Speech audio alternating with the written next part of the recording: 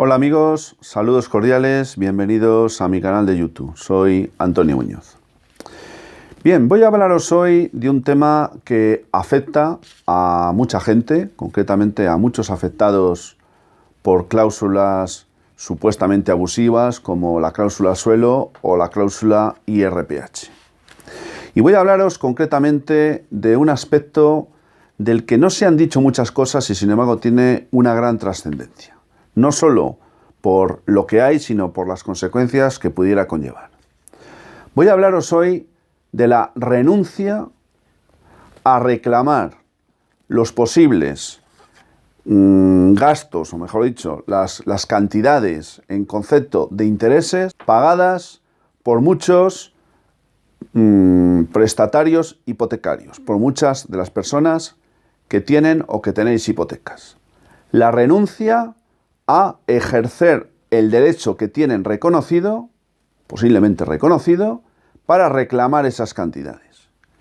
Y os estaréis preguntando, pero bueno, ¿de qué se trata esa renuncia? Porque si renuncian, entonces es que están diciendo efectivamente que dejan de un lado la posibilidad de ejercerlo. Bueno, veréis, resulta que cuando tuvo lugar la famosa sentencia del Tribunal Supremo sobre las cláusulas suelo, donde decía que las cláusulas suelo sí que eran unas cláusulas abusivas, pero que, eso se tendría en cuenta a efectos de, a partir de la fecha en la que esa sentencia fue dictada, pero que no tendría carácter retroactivo. ¿Os acordáis de la famosa sentencia, esa gran metedura de pata del Tribunal Supremo, que luego fue enmendada por el Tribunal de Justicia de la Unión Europea en diciembre del año 2015, creo recordar?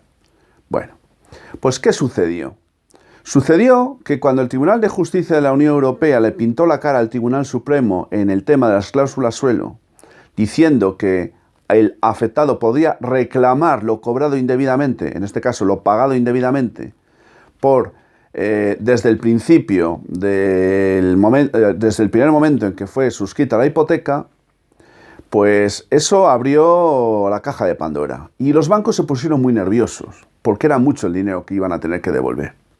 ¿Y sabéis qué es lo que hicieron? Pues al día siguiente de dictarse la sentencia del Tribunal de Justicia de la Unión Europea, cogieron el teléfono, se volvieron locos a llamar a los clientes afectados por las cláusulas suelo y les dijeron, oye, veniros para acá a la oficina que tengo que hablar con vosotros. Claro, el cliente acudió, raudo y veloz, pensando que el problema se iba a solucionar y que le iban a devolver el dinero que le correspondía. Pues nada de eso sucedió. El banco le sentó en la mesita, ¿verdad?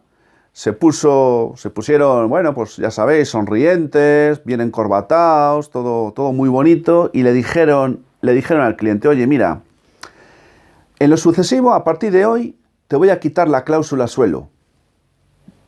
Pero eso sí, no te preocupes, no vas a volver a pagar la cláusula suelo, el tope de la cláusula suelo. Pero eso sí, me vas a firmar este documento donde renuncias a la posibilidad de reclamarme en lo sucesivo cualquier cantidad que te hubiera podido cobrar con antelación en concepto de esta cláusula suelo. Y se firmó un documento privado. Bueno, lo firmaron muchas personas, otras no lo hicieron. Bien, se firmó un documento y entonces dice, bueno, pues ahí quedó, ¿verdad? Bueno, pues, ¿de qué se trata este vídeo?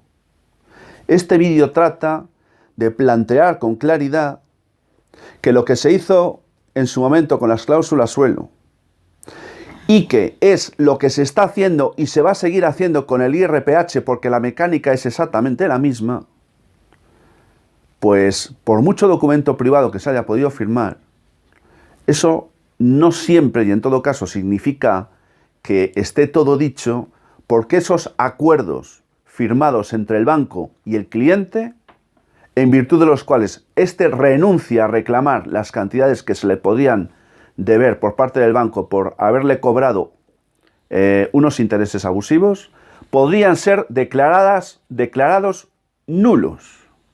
Atención, estoy hablando de que esos acuerdos podrían ser declarados nulos, es decir, podrían no valer nada. Yo ya sé que esto que os estoy contando os sorprenderá seguramente a muchos, pero es un tema muy importante, veréis. El artículo 10 de la Ley General de Defensa de los Consumidores y Usuarios dice que los derechos que los consumidores tienen reconocidos son derechos irrenunciables y que por consiguiente cualquier renuncia a los mismos, por tratarse de una ley de carácter imperativo, no es admisible. Bien, es un artículo muy importante a tener en cuenta. Claro, que os estaréis preguntando, bueno, ¿y el Tribunal Supremo o los tribunales, los jueces y tribunales españoles, qué dicen al respecto de todo esto? Porque estás hablando, Antonio, de un tema, bueno, pues con una trascendencia importante. Bueno, mirad, los jueces y tribunales, sobre todo los jueces de instancia, pues se han pronunciado de una manera, bueno, pues la verdad que bastante discordante. Unos han acordado que los acuerdos eran nulos, otros que no lo eran. Y claro, todo el mundo está esperando un poco a ver qué decía el Sacrosanto Tribunal Supremo. Y el Sacrosanto Tribunal Supremo, nuestros amigos togados del Alto Tribunal, pues lo que han hecho ha sido andar pues vacilando de un lado a otro y con contradicciones continuas, como suele ser habitual en materia hipotecaria por parte del Tribunal Supremo. Veréis, concretamente, en el mes de octubre del año 2017, el Tribunal Supremo declaró como nulos estos acuerdos entre los bancos y los clientes, en virtud de los cuales estos renunciaban a ejercitar las acciones pertinentes para reclamar lo que fuera suyo. Bien, pero es que el mismo tribunal, concretamente con fecha de 11 de abril del año 2018, no había ni siquiera transcurrido un año, pues cambió completamente de opinión.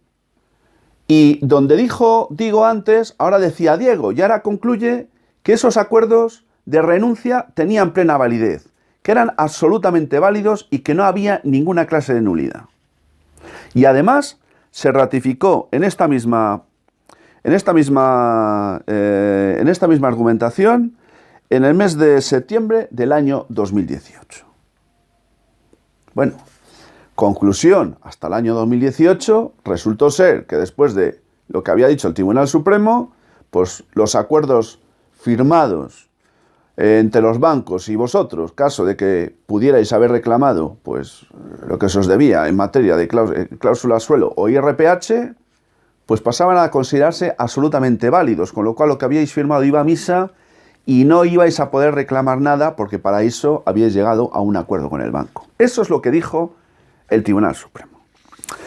Pero veréis, no termina aquí la película, porque como tenemos, gracias a Dios, un faro en medio de la oscuridad que se llama el Tribunal de Justicia de la Unión Europea, pues resultó ser que ha habido, pues, por un lado, la Audiencia Provincial de Zaragoza, el día 12 de diciembre del año 2018, por un lado. El juez de primera instancia número 3 de Teruel, con fecha 11 de julio del año 2018.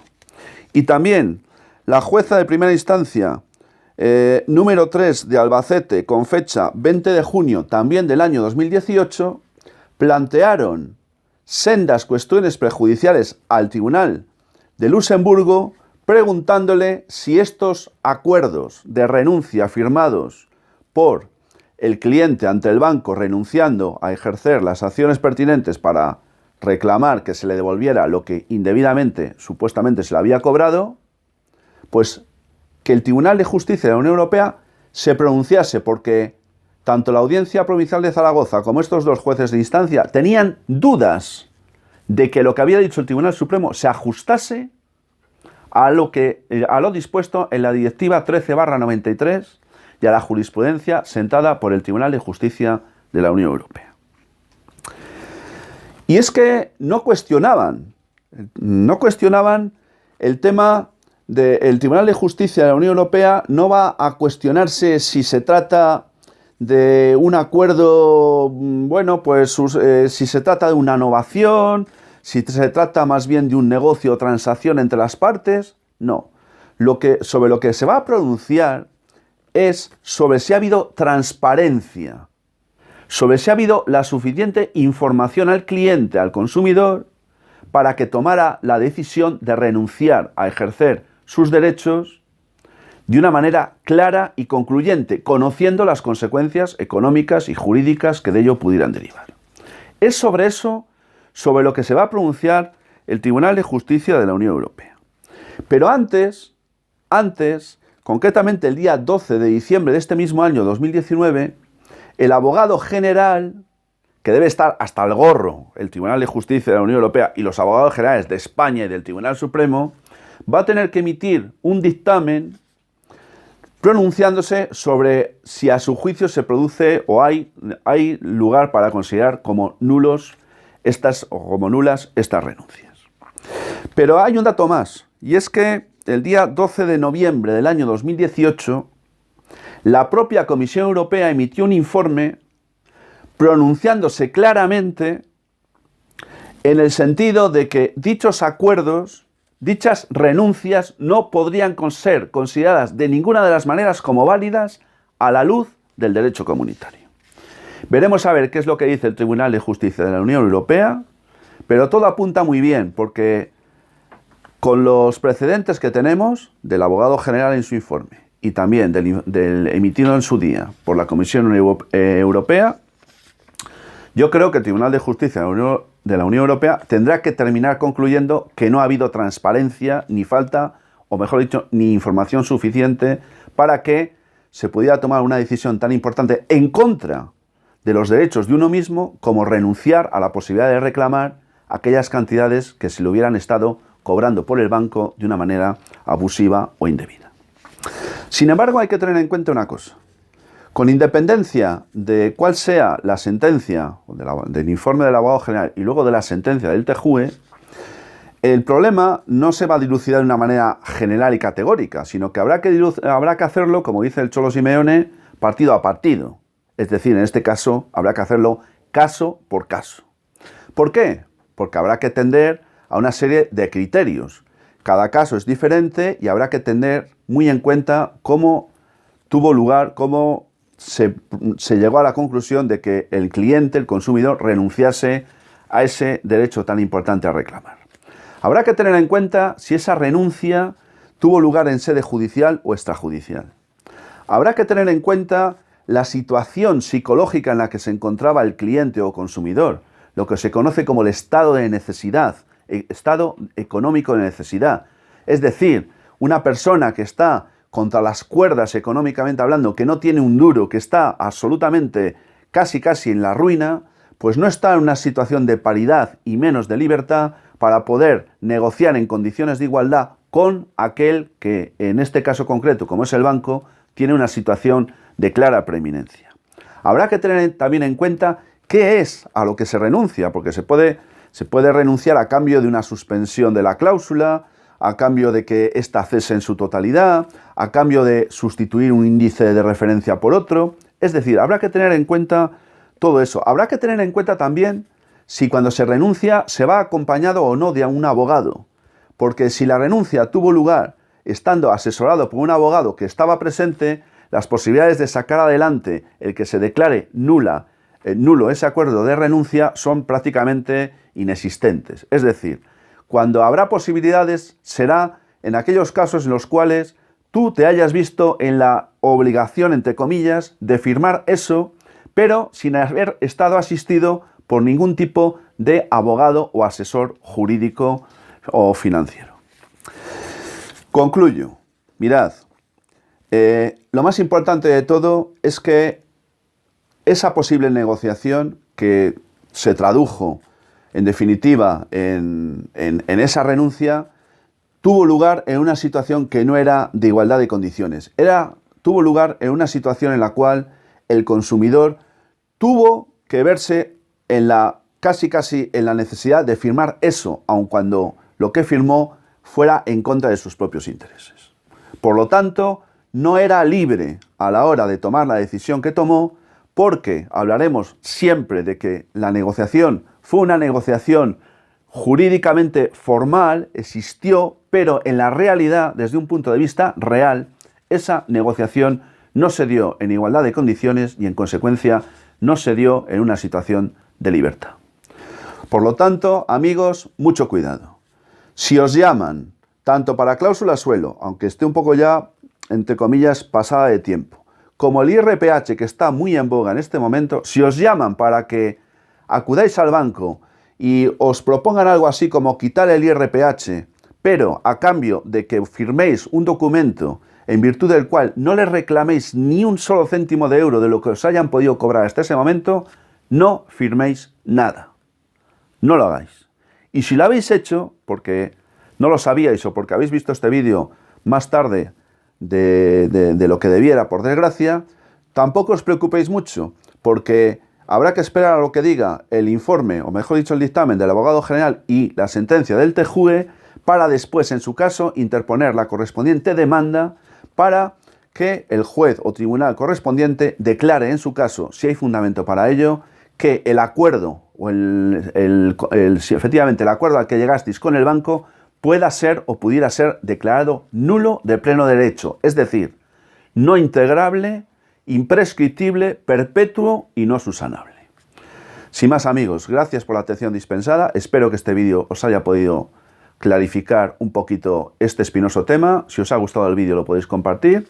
También, si queréis suscribiros al canal, lo podéis hacer. Y os hago un pequeño recordatorio de que el sábado, desde las 12 de la mañana hasta las 8 de la tarde, en Valladolid, estaremos reunidos los seguidores de este canal, conmigo mismo, con Antonio Muñoz, para pasar una jornada fraternal. Dejo todos los datos abajo en el cajetín para todos aquellos que podéis tener interés en esta cuestión. Gracias y hasta muy pronto, amigos.